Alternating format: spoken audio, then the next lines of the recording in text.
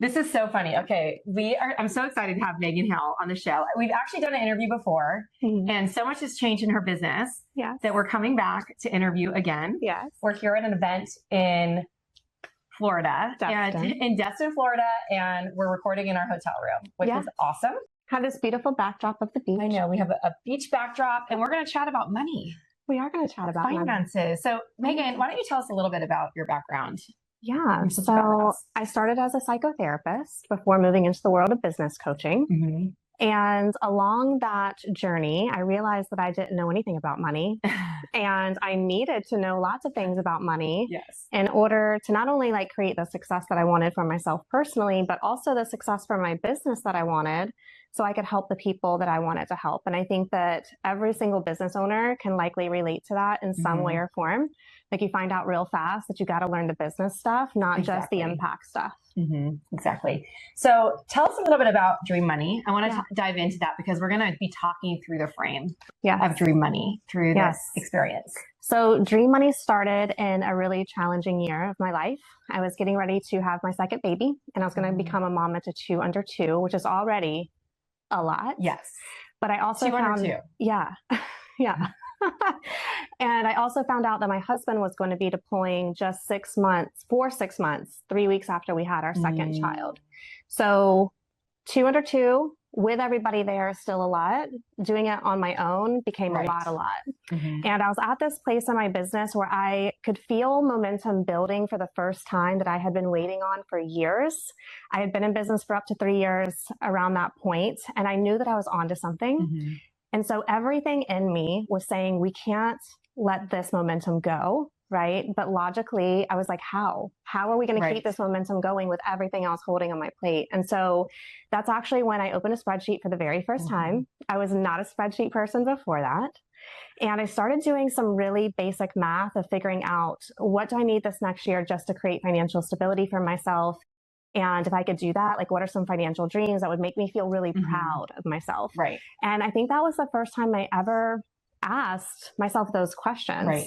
Up until that point, I had been letting other people kind of dictate, here's what you need to be focusing on, here's what success looks like. And so just those questions alone helped me get really clear on what I wanted and needed. And then I had to ask the question, well, how are you going to generate this money? And that was the shift that changed everything, because I created one offer. I sold it out in 4 weeks and just 3 days before I had my second baby. Wow. I know. But that offer secured 1 full year of financial stability in my business. And so if you want to talk about a financial exhale in a time I really, really needed it, and that year changed my life. And so that really was where the foundation of Dream Money was born. And so Dream Money is a financial operating methodology for small business owners that helps you understand the numbers you need to be pursuing that are relevant for your needs and your dreams. What is your sustainable revenue strategy for getting there? Because not all money is Dream Money. How can we get clear on what you're selling and when, so you have good financial visibility into what you're anticipating coming into your business? But also, how do you manage that money? Because that's the thing that's going to build so much more self-trust and self-efficacy, that you do know what you're doing financially as a CEO. Okay. I love all of this. And I know about the platform because we've been friends for over a year now, and I've been watching your journey as you've been building out the tech for this and so many different things around it. Now, tell me a little bit more about what you call financial leadership for a business owner. So I think a lot of us make the mistake that if we have a bookkeeper or an accountant in our business, right, that we have financial leadership because somebody has the numbers handled. But the most important person to know the numbers in any business is you, the business owner, right? Because we can't make any sort of strategic decisions if we don't understand where we currently are and where we want to go. And so accounting and bookkeeping are essential components of your finance team. They're there to help you tell you what happened, right? But there's no one that's telling you what you need to do next on that information, right? And so that's where Dream Money really comes in to help you answer those questions. It's going to give you the financial visibility that you need to see your whole picture. Of here's where we are, here's where I want to go, here are the levers that I need to pull, in order to make that happen. And so it's really closing a gap that doesn't really exist in the market. And I think for me as a financial leader, we all need to be stepping into that role in our businesses, because when we do, we build so much more confidence that we know what we're doing, what we're building towards, how we're going to get there. And we feel so much more steady as a result, instead of always feeling stuck in that uncertainty or spinning out or just testing lots of things, right? I want you to get really grounded in what your plan is and follow through on that plan. Understand the money and the numbers that go into that instead of delegating that to somebody else. Okay, this is really fascinating because I know that this is work that I need to do. And I know many people in my audience need to do this. We've been talking about this a lot lately. Yes. And this is one of my goals for this year, is to really have a strong grasp around the financials of the business as my business has changed, because it was such a different, I had a very strong grasp when I had a different business model, but now that I'm learning a new business model and launching into promoting Desire AI and the Wealthy Creative, it's been like a whole new ballgame because things are different. Of course. Right? And so how do you support founders in, like, what's your recommendation for founders who are kind of in a pivot? Things seem uncertain. They don't have ways to necessarily, I should say, project their cash flow. How would you address that situation? So the first thing every single founder needs to know is what their financial stability number is. Okay. Because that is always the first step. Because once financial stability is funded in your business, that opens up so much more mental capacity, creative capacity, because a lot of us, when we're not financially stable, we're making very sometimes impulsive decisions, desperate decisions, what needs to happen just this month. And then you get stuck in that cycle every single month. And you're like, oh my God, why am I still asking this question? Yes. And it's because we haven't funded stability, and that literally will change everything. So the first thing, we got to get clear on that number. And that number is going to be very specific to you. What are your financial needs right now for you, your personal take home, your business? How much do we need to be setting aside for taxes? Like the full financial picture, right? Because once you have that number, then you get to ask yourself the more sophisticated question of what makes the most sense for how I'm going to get there. Exactly. Because most people have a lot of different ideas. We're wildly creative, right? But if you're trying to go in 9 million directions, just to get to a place of financial stability, that sense of steadiness moves further and further away. And so I want you to have a very succinct, very streamlined, very simple game plan in order to get to financial stability. And you can't figure out what that looks like if you can't see your business.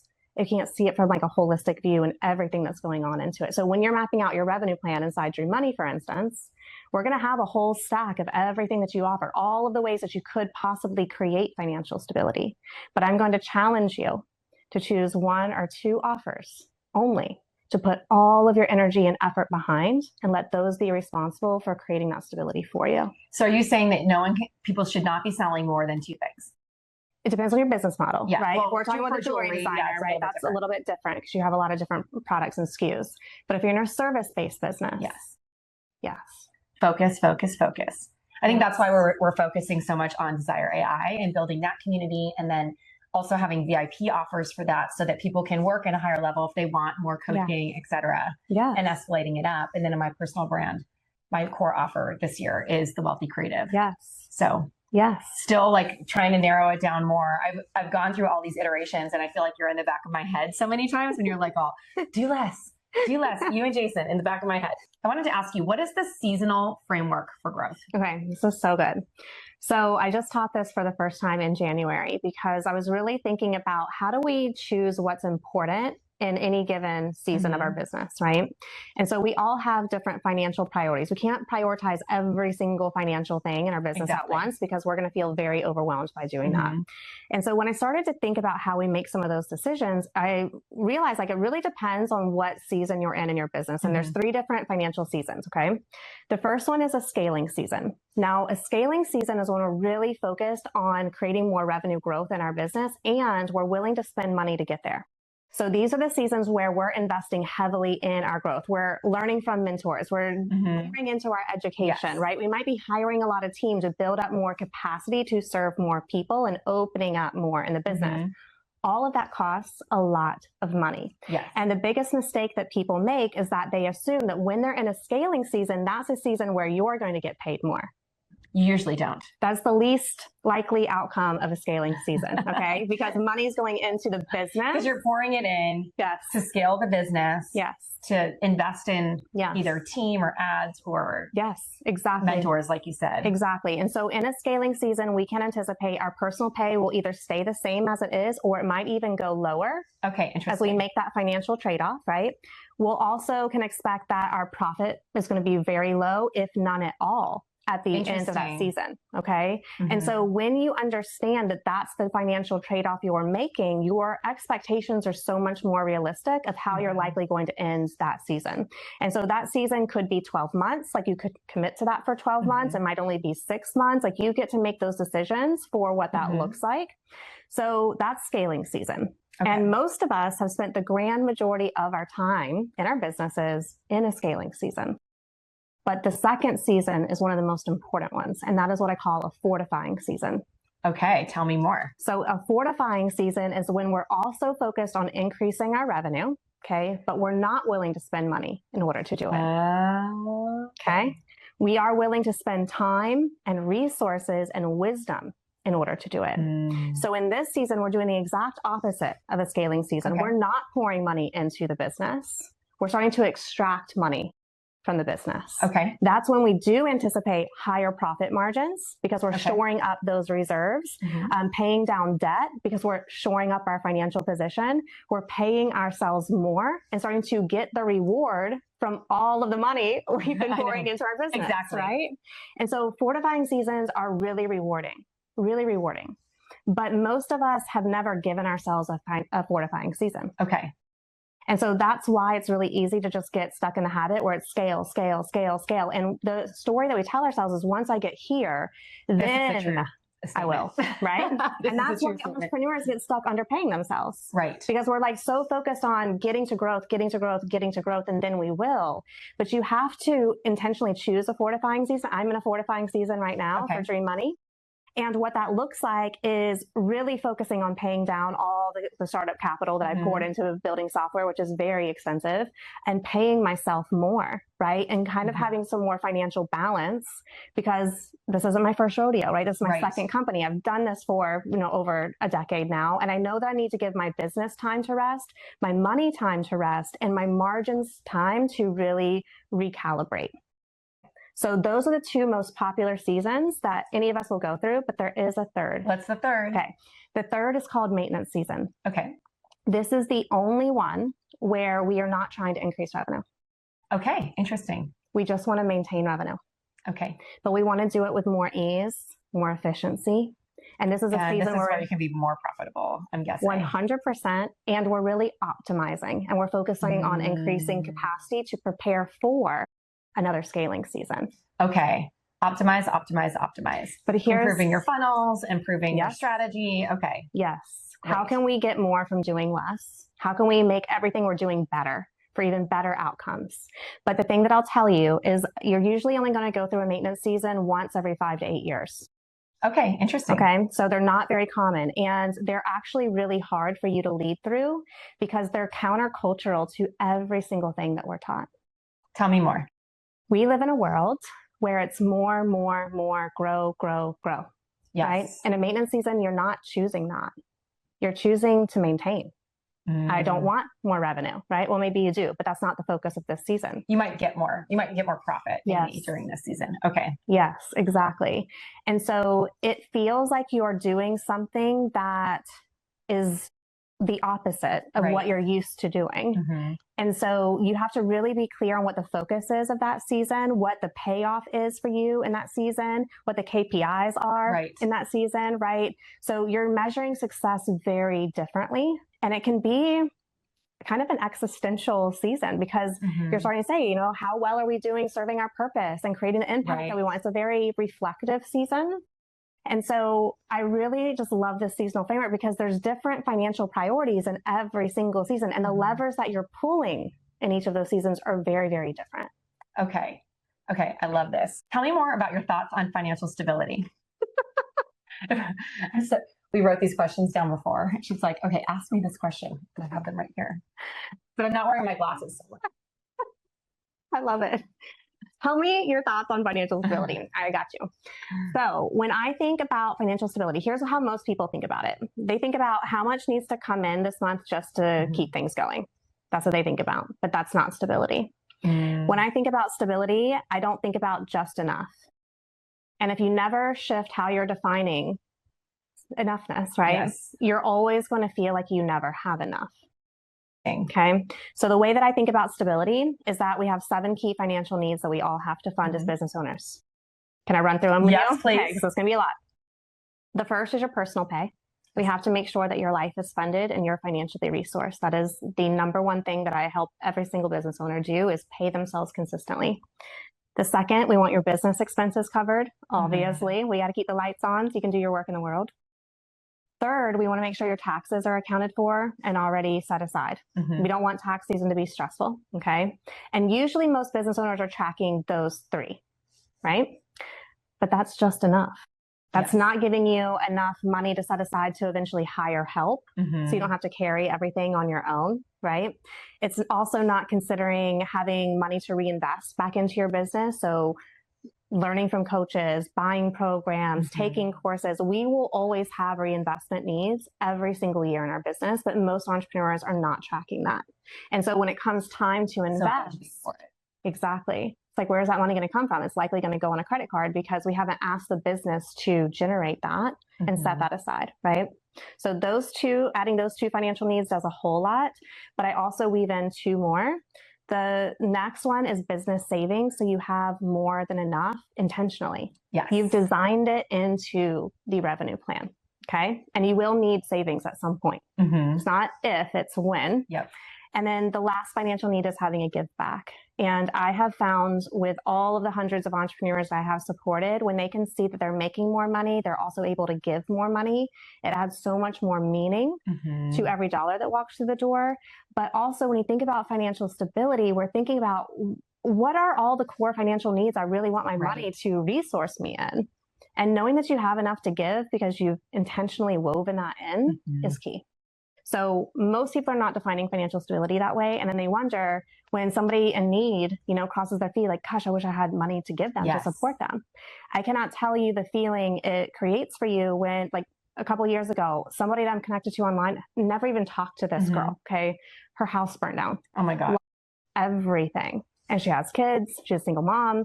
So to be able to be in a financial position to say, hey, here's $500, right? Because I have a giving fund in my business specifically for those situations.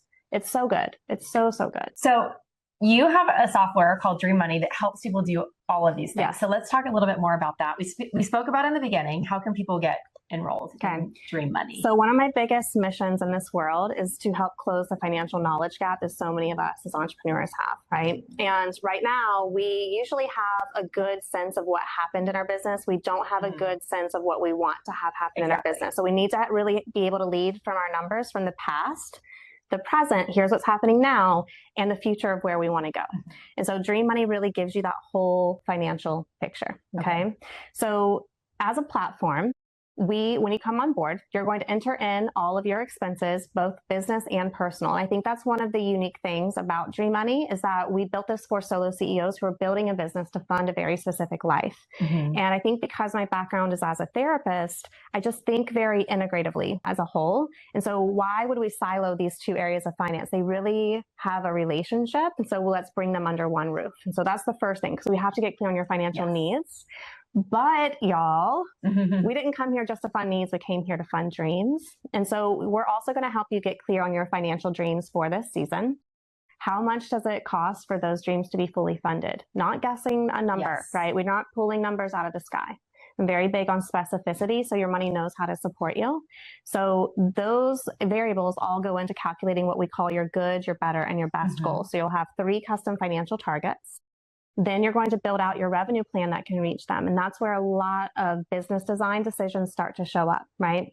So I have looked at so many business models over the years that I can literally just look at an offer stack and be like, you're working way too hard for this. Why is this price point this way? If you were to make shifts there, you would be at this good goal sooner and have financial stability, but you can't see what you can't see. Exactly. Right? And so that's the whole focus, is just giving you that visibility. And then you'll build out your sales calendar. So now that we know what we're selling, we know we have profitable price points, we know how much we need to be selling of a certain offer. Now we can reverse engineer the marketing. And the beautiful thing about money that I love so much is that the more specific you are, the more it supports literally every other decision that you make in your business. And so marketing is one of those games where it's really easy. Like, more is always better. I just need a bigger audience, right? I need more clients. But bigger and more is not a goal. How do you reach that? How do you reverse engineer a strategy that's going to give you bigger and more? Like, how do you know you've reached it? So when you know that you need to be selling, 10 units of X offer every single month, right? Now we can ask a much smarter question of like, what's the marketing strategy that's going to get there? Right? So we're not just like winging it. We have a game plan. But I think the thing that I really love about Dream Money is that it's not just about helping you get to more money in a really sustainable way. It's once you get to that money, what are you intentionally doing with it? How are you stewarding it? To set you up for long-term growth. And so we build in cash flow management through our own allocation system. And that is the thing that's going to build self-trust faster than any other thing, is learning to manage money, and that you know what to do when you go through a high cash month. Because sometimes you're like, oh my gosh, I'm rich. And then you like go and see all this money. And then like 3 months later, you're like, oh my God, I wish I would have saved some of that. Exactly. Or you know how to navigate a low cash month. So you know how to stretch every single dollar. And when you have that financial skill, right? I think a lot of us are trying to build financial confidence just through a mindset perspective, which is helpful, and money healing work, which I've absolutely done. But you cannot build confidence with something that you don't have information and knowledge about, like you're not knowledgeable about it. And you also can't build confidence with something you don't have skills in. And so we really need those three pieces all working together. And that's what we do on our platform. And so we have the Dream Money Fast Track, which is the first 30 days on our platform. You come and meet with me for 4 calls as we get your goals clarified, your revenue plan built, your allocation system built, and really clarify what are you selling for these next 90 days that's moving you towards financial stability. Every single entrepreneur, I want them to have this plan in their business. And then you have a full year after that on our platform as you're building financial mastery and financial leadership. I love that. That's amazing. Me too. So great. Okay, so we're going to have links for all this stuff in the show notes. Yes. And I'm excited for this. Me too. For you and for me and for everyone in my community who gets to experience this. Same. Thank you so much for being here today. Oh my gosh. Well, thanks for having me. I know, in our hotel room. In our hotel room. So great. Roomy. Ciao.